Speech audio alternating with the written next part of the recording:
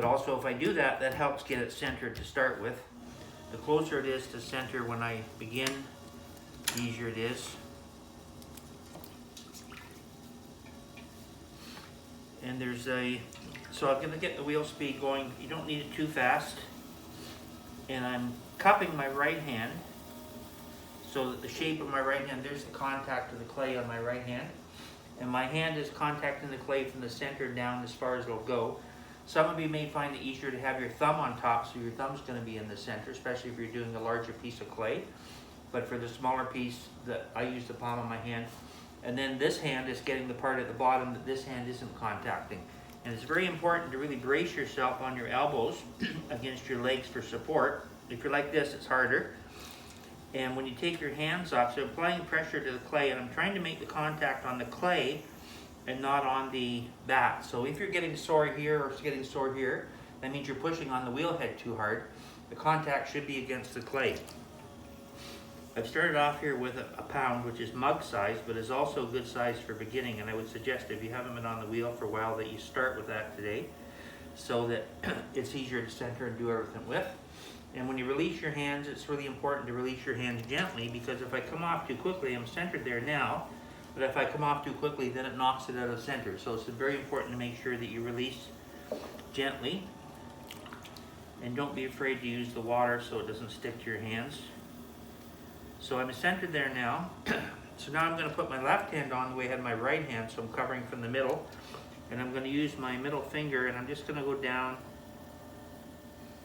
into the center slowly. I'm going to get a little bit of a well there, and then I'm going to put some water in there, and I'm going to continue down. So the contact's on this side of my finger, and I'm braced against my other hand, and my thumb on my left hand is helping to keep the clay down. As I go down here, it's displacing the clay.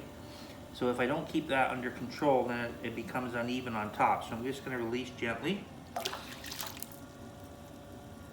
And now I'm going to bring my finger towards me. So I'm just going to straighten my finger up. I'm not going to hook it. I'm just going to straighten it up. And I'm going to bring it towards me at 6 o'clock just slowly so the clay has a chance to move. If you go too quickly, you'll pull it off center. So I've just brought it out to the diameter that I want the inside of my bottom to be. Now I'm going to compress the bottom. So it's very important. I'm using my right hand. My left hand is there for support, but my right hand, my middle finger is doing the work. And I'm going to go from the middle to the outside and back into the middle 5 times. And the reason for that is that I've made the bottom a little bit thicker. It's about 3/8 of an inch right now. And when I'm done compressing, it'll be about 1/4 inch. And the reason for doing this is that each time we bring the walls up, we're compressing the clay particles. So we want to make sure that the bottom is compressed a similar amount to the walls.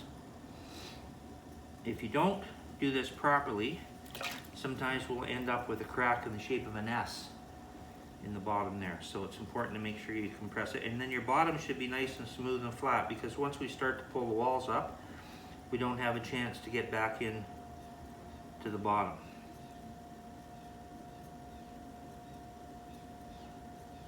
And try to breathe when you're throwing. People tend to hold their breath, especially when they're pulling, so just try to relax and breathe. So put a little water on there. Now I'm going to straighten the wall up here a little bit. I'm just going to take my thumb and finger and I'm going to straighten up. I'm going to use this part of my handle on the top so the clay is all under control. And I'm just going to even that up. And I have the sponge there for water so that I can squeeze a little bit of water on there as I'm doing that, because as I squeeze that, it tends to dry out, so the water helps to stop it from sticking to my hands.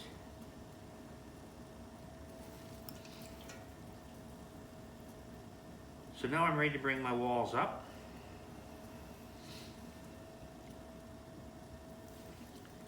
So I'm going to have one hand inside and one hand outside. And I'm just going to start here at the bottom, below where the base is. I'm just going to push in and just come up very slowly. Remember that I have to give time for the clay to come all the way around. So if I go too quickly, this is, some of you have had problems in the past where when you come up and do your pull, your top is all wobbly at the top because you've come up too quickly, so the clay hasn't had a chance to be affected by your fingers. So just come up slowly, and then I'm going to take my thumb and my finger, and I'm just going to squeeze that top a little bit and put my finger across at 90 degrees just to level that top. So if there is any unevenness, if I do that every time, that will prevent that from being a problem. If you try to level it all up at the end, then it's a problem because the walls are too thin. I put a little bit of water on. Every time I take a pull, I put a little bit of water on there. And again, I'm just coming up slowly to allow time for the clay to be affected by my fingers. And you'll notice I don't have the wheel going super fast. You don't need to have a high speed. The higher the speed, the harder it is to control the clay. And the more centrifugal force you have, so it wants to bring the clay out. You'll also notice that I'm moving my hands in very slightly so the cylinder is tapering in a little bit. That helps to counteract the centrifugal force.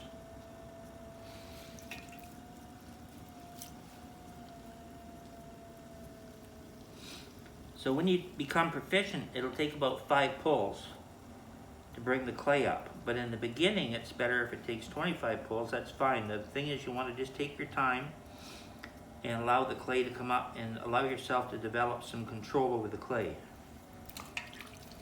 So each time I'm coming up, I'm moving, my inside finger is coming up in the same line every time. That inside space is not changed. The space between my fingers is getting smaller every time by moving the outside finger in just a little bit. That's really important because the inside space shouldn't be changing. And right here at the bottom, I have to make sure I push in there and get the clay up where I haven't touched the base yet. Base is on the inside, so I come up and I meet the inside finger and then bring them up together.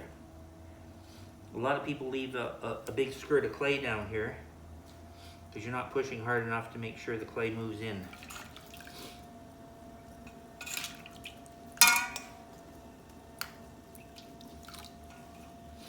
And then once I get up there where I can't get in too comfortably with the stick, I use the sponge on the stick, and I try to keep the water over there so I don't have access to deal with at the end.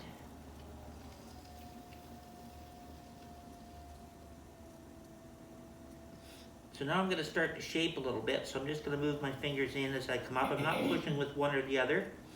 I'm moving them both together, keeping the space between my fingers the same.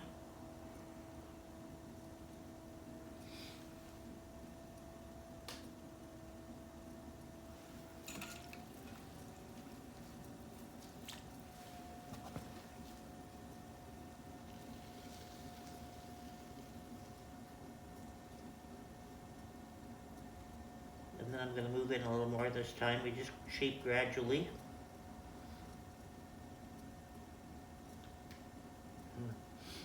Always releasing gently.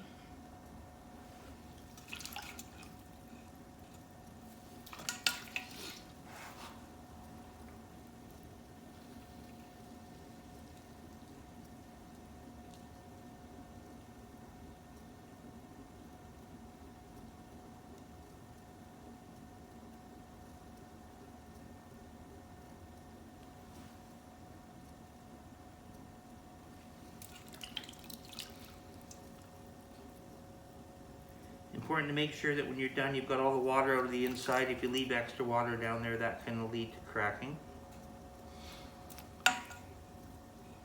And then I'm going to use a piece of chamois leather on the rim. And I'm just going to float that on the top there. That just helps to round the rim and compress the clay particles together so it's smoother to drink out of.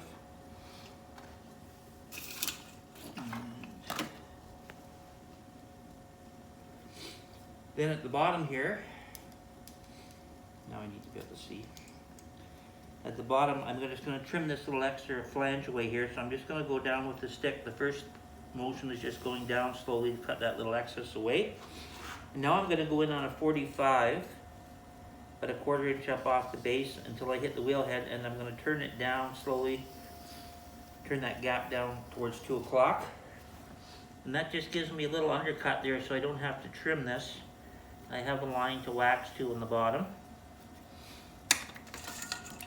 And then I'm going to take my sponge and just give it a little contact at the bottom there to smooth it.